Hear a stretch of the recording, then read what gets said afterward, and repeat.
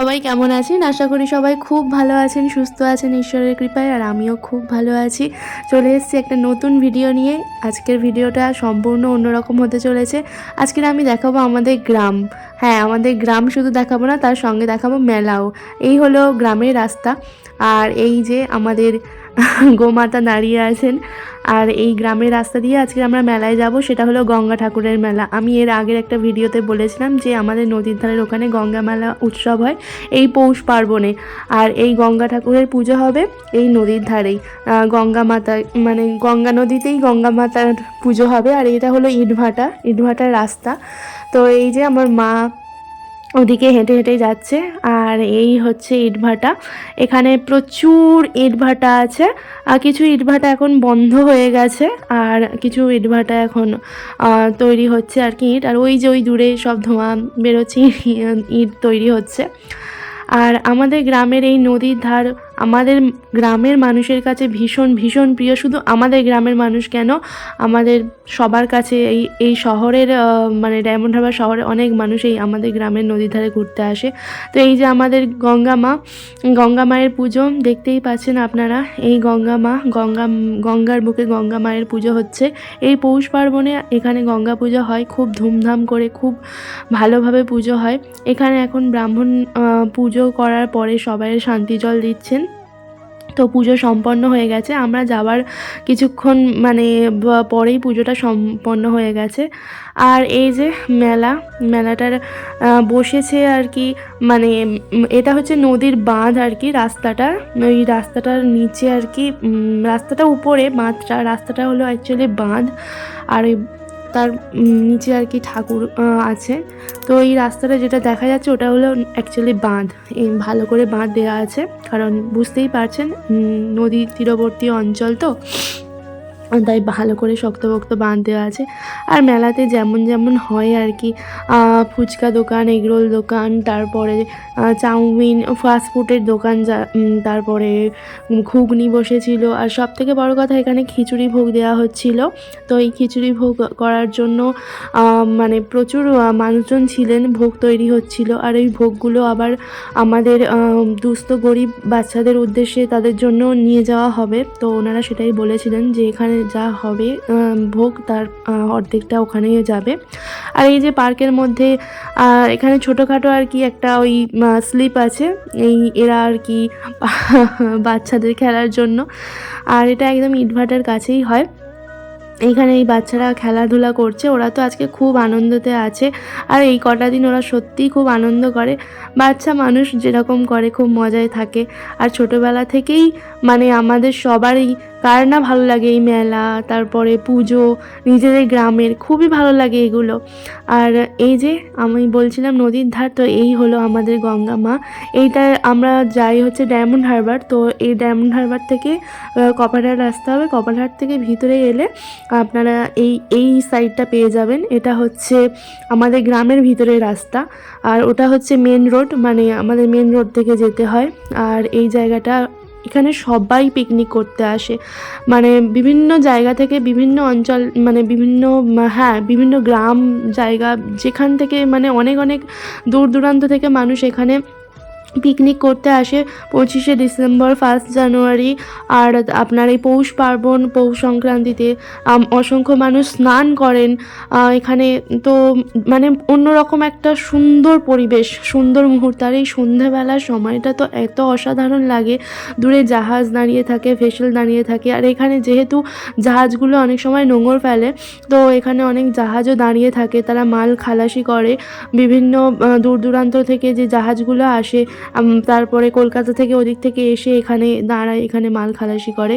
আর এই যে ইটভাটায় এই যে এরা সবাই পরিশ্রম করছেন, কাজ করছেন, এই শীতকালে এনারা কাজ করছেন। আর কত ইঁটের পাঁজা এখানে দেওয়া হয়েছে, ইঁটগুলোকে শুকোতে দেওয়া হয়েছে রোদে। আর মা এখানে এই বাচ্চাগুলোকে বাতাসা দিচ্ছে, হরিণটের বাতাসা। ওরা ছিল তো তখন ওদের হাতে ওই যে হরিণটের বাতাসাগুলো পাওয়া হয়েছিল, মানে মা গুড়িয়েছিল, তো সেই বাতাসাগুলো ওদের দিতে ওদের কী যে খুশি হয়েছে। অনেকগুলোই বাতাসা ছিল, তাই দুজনকে ভাগ করে নিয়ে খাওয়ার কথা বলা হচ্ছিল। তো ওরা ওই দুজনে খেলছিল, আর ওই যে বাতাসা নিয়ে ওরা দিচ্ছিল একে অপরকে। আর এখানে ইটের পাজা আপনারা দেখতে পাচ্ছেন, শুকোচ্ছে ইট। আর এই গ্রাম বাংলার পরিবেশ সত্যিই অসাধারণ হয়। এখানে আর একটা কথা, হ্যাঁ, এখানে হচ্ছে গুড় জাল দেওয়া হচ্ছে, খেজুরের গুড়, মানে টাটকা একদম গাছ থেকে সদ্য পাড়া গুড়, রস সেটাকে গাছ থেকে সদ্য পাড়া, আমি গুড় বলছি, ওটা রসই হবে। তো যাই হোক, তো সেটা জাল দেওয়া হচ্ছে, এখানে কাকিমা হচ্ছে জাল দিচ্ছে। আর এই দেখতেই পাচ্ছেন এখানে অনেকগুলো হাঁড়ি আছে, ওই হাঁড়িতে করে রস সংগ্রহ করে এনেছে, তারপর এগুলো জাল দেওয়া হচ্ছে। আর এই কাকিমাটা রসও বিক্রি করতে যায়। কাকিমা বলছিলেন যে আমি সংগ্রামপুরে যাই সকালবেলা, মানে ভোরের দিকে আর কি, রসগুলো বিক্রি করতে। আর তারপর ওখান থেকেই কিছু লোকজন আসেন যারা এই গুড়গুলো নিয়ে যান। তো এখানে কাকিমা আরও অনেক গল্প করছিলেন যে গুড়গুলো আর কি দাম, মানে গুড়ের দাম কত কি, এইসবই গল্প টল্প করছিলেন। আর এখানে এই যে এখানে একটা ছোটো মতো ওনাদের ঘর করেছে, ওই ঘরেই থাকেন ওনারা আপাতত গুড় জাল দেওয়ার জন্য। আর এটা হচ্ছে তখন সন্ধ্যা হয়ে গিয়েছিল, চারিদিকে লাইট জেলে দিয়েছিল ইটভাটার মধ্যে। তো এখানে কিছু মানুষজন এখনও কাজ করছে, এখানে তো সারা রাত ধরেই কাজ হয় প্রায়। আর এই ইটভাটাটা এখন চালু আছে, মানে ইট পুড়ছে আর কি, ইট ওর মধ্যে দেওয়া হয়েছে, ইট পুড়ছে। আর এই হচ্ছে সন্ধ্যের পরিবেশ, চারিদিকে আলো টালো দেওয়া হয়েছে যাতে ওদের কাজ করতে সুবিধা হয়। আর এখানে যে ইটভাটাগুলো থাকে সেই ইটভাটাতে আলো দেওয়া থাকে, কিন্তু মানে ভিতরের রাস্তা তো, তাই রাস্তাতে অতটা আলো থাকে না, কিন্তু ওই ইটভাটাগুলোতে বেশিরভাগ আলো থাকে। তো রাস্তাগুলো একটু অন্ধকার আর কি, এটাই একটু ভয়ের কারণ হয়, কারণ ওখানে রাত্রে যাওয়াটা, মানে সন্ধ্যের পরে ওই 8টা, 7:30, 8টার দিকে কেউ তো যায় না, যদিও মানে যারা যায় তারা হয়তো তাদের দরকারেই তারা যায়, যেরকম হয় আর কি। এই যে ইটভাটাটাই ইট তৈরি হচ্ছে। আর তারপরে এই যে এটা হচ্ছে বিকালবেলা খিচুড়ি তৈরি হচ্ছিল, ভোগ তৈরি হচ্ছিল। এখানে অনেক প্রচুর টমেটো কেটে রাখা ছিল, সবাই কাটাকুটি করেছে। আর অনেকজন ছিলেন তো তাঁরাই কাটাকুটি করে চলে গিয়েছেন।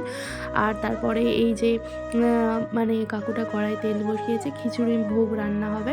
আর এই ভোগ এখন সেই 10টা পর্যন্ত দেওয়া হবে, রাত 10টা পর্যন্ত দেওয়া হবে। আর কিছু ভোগ হচ্ছে আপনার ওই আমাদের ডায়মন্ড হারবারে যারা ওই স্টেশনে বা আপনার রাস্তায় অনেকে দেখবেন ফুটপাতে বাচ্চারা থাকে, দুস্থ বাচ্চারা, তাদেরকেও দেওয়া হবে।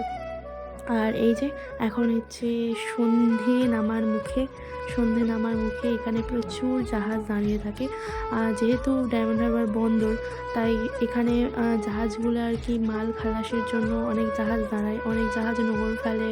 এখানে হয়তো বিশ্রাম নেওয়ার জন্য দূর দূরান্ত থেকে অনেক জাহাজ আসে, তো অনেক জাহাজে যে মাল থাকে সেগুলো এখানে বিশ্রাম করে নিয়ে তারপরে আবার যাত্রা শুরু করে। আর এই যে একটা ভর্তি ভেসেল যাচ্ছে, আপনারা দেখতে পাচ্ছেন, এটা কুকড়াহাটি যাবে, আর এই সাইড দিয়েই যাচ্ছে। আর আজকে ঠান্ডাটাও পড়েছিল খুবই। আর এই যে আমার মা একটু হেঁটে হেঁটে ওদিকে যাচ্ছে। এখানে হ্যাঁ, আর একটা কথা, যে এখানটা পিকনিক স্পট, এটা একটা আপনারা বলতেই পারেন, মানে এখানে ভালোই পিকনিক হয়। আর এখানে হচ্ছে এই পিকনিক স্পটে 1 জানুয়ারি, 25শে ডিসেম্বর, পৌষ পার্বণে সবাই খুব ভালোভাবে এনজয় করে, পিকনিক করতে আসে, অনেক দূর দূরান্ত থেকে পিকনিক করতে আসে। আর জায়গাটা আপনারা একবার অতি অবশ্যই যারা পিকনিক করতে চান ঘুরে যাবেন, ডায়মন্ড হারবারে আসবেন, এসে কপারহাটে নামবেন। আর তারপরে এই কপারহাট থেকে এটা একটু ভিতরে, তো যে কোনো টোটোওয়ালাদের বললে আপনাদেরকে নিয়ে আসবে কপারহাটে স্ট্যান্ডের টোটোদের বললেই ওনারা এখানে নিয়ে আসবেন আপনাদের। আর জায়গাটা অতি অবশ্যই যদি পারেন একবার ঘুরে যাবেন, আপনাদের আশা করছি খুবই ভালো লাগবে জায়গাটা। তো আজকের মতো ভিডিওটা এই পর্যন্ত, আবার দেখা হবে নেক্সট ভিডিওতে। টাটা।